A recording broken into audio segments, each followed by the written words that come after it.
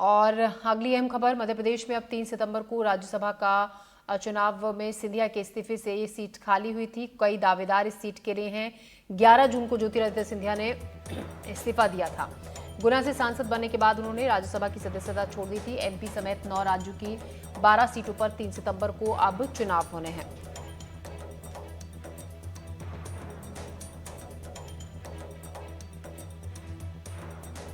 तो 3 सीटों पर चुनाव होंगे। मध्य प्रदेश में अब 3 सितंबर को राज्यसभा का चुनाव होगा। सिंधिया के इस्तीफे से ये सीट खाली हुई थी। कई दावेदार इस सीट के लिए हैं। 11 जून को ज्योतिरादित्य सिंधिया ने इस्तीफा इस सीट से दिया था। गुना से सांसद बनने के बाद उन्होंने ये सीट छोड़ दी थी। राज्यसभा की सदस्यता एमपी समेत 9 राज्यों की 12 सीटों पर 3 सितंबर को चुनाव होंगे। इस खबर पर ज्यादा जानकारी के साथ अजय हमारे सहयोगी हमारे साथ जुड़ रहे हैं।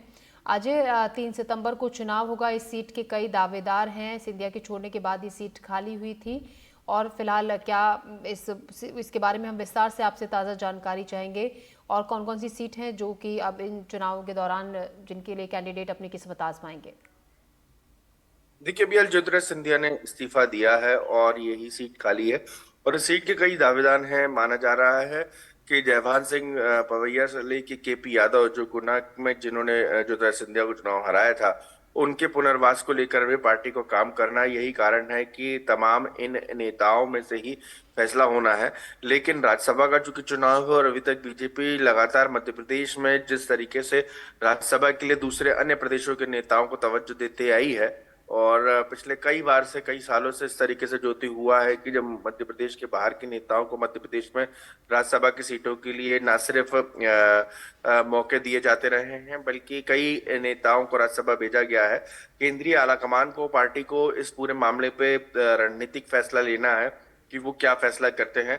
लेकिन सबसे महत्वपूर्ण बात यह है कि जो राज्यसभा की सीटें खाली हो रही हैं, उनमें अभी हाल मामला सिर्फ गुना से सांसद हैं ज्योतिरादित्य सिंधिया। उन्होंने राज्यसभा से इस्तीफा दिया है। यही कारण है कि अभी हाल उन्हीं की सीटों पर बात की जा सकती है। और इस सीट पर जो दावेदारों की संख्या है वो कई दर्जन पर से ज्यादा दावेदार हैं।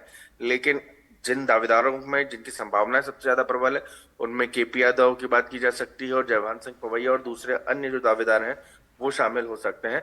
लेकिन अभी हाल पार्टी इस पूरे मामले में किसी भी तरीके की चर्चा करना बहुत जल्दबाजी होगी, क्योंकि संगठन से लेके संघ से लेके सरकार तक को, केंद्रीय नेतृत्व तक को इस पूरे मामले में बीजेपी के फैसला करना है।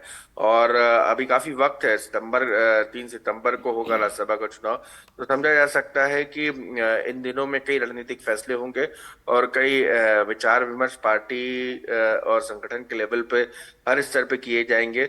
और इन सब के बीच में सबसे बड़ा जो बात होगी वो वोट बैंक से जुड़ी हुई बात होगी कि किसका कितना वजन है मध्य प्रदेश में। और वजन के आधार पर ही जो है मध्य प्रदेश में सियासत तय होगी। और यही कारण है कि आने वाले समय में जो भी होगा वो पार्टी उसको बहुत सोच समझ के रणनीतिक फैसलों के तहत ही राज्यसभा भेजेगी, क्योंकि महत्वपूर्ण और सबसे बड़ा विषय है पार्टी संगठन के लिए। लिहाजा यही कारण है कि इसे लेकर भी पार्टी में चर्चा का दौर आने वाले कुछ समय में शुरू होगा। पार्टी के कुछ नेता पिछले दिनों बैठे थे, उसमें चर्चा भी हुई थी। लेकिन अभी हाल ये कहना जल्दबाजी होगी कि कौन नेता इसमें सबसे प्रबल दावेदार है। जी हाँ। दावेदारों की बात करूं तो जयभान सिंह पवैया दो ऐसे नाम दिखाई देते हैं जिनकी संभावनाएं सबसे ज्यादा प्रबल है। जी, अजय, आप हमारे साथ बने रहेगा। आगे भी हम आपसे जानकारी लेंगे अगली खबर पर। हम खबर